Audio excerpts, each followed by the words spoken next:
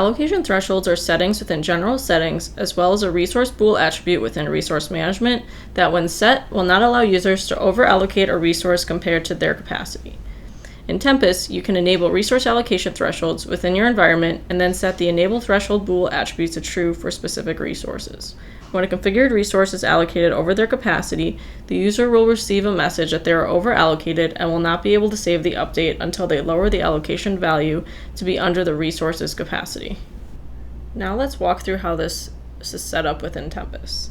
You can go into admin settings, go into general settings, unit settings, and we have this enable resource threshold validation setting here, and you can choose either the allocation or demand dataset. These will be the datasets where you will not be able to over-allocate your configured resources. Next, you can go to capacity for your resource threshold setting, and you can choose either base or net capacity. Net capacity will include any calendar or admin time that is assigned to that resource as well. So once I save this, I can go back into my resource management here, and I will want to bring in this enable threshold attribute as well.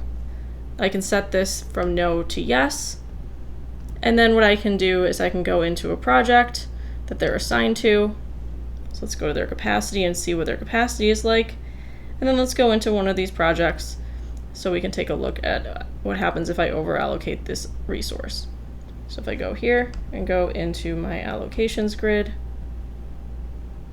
I can check this out. Let's make Ava have 180 hours. If I click off, I would get this capacity limit has been exceeded notice, and then it would have to be lower than that value.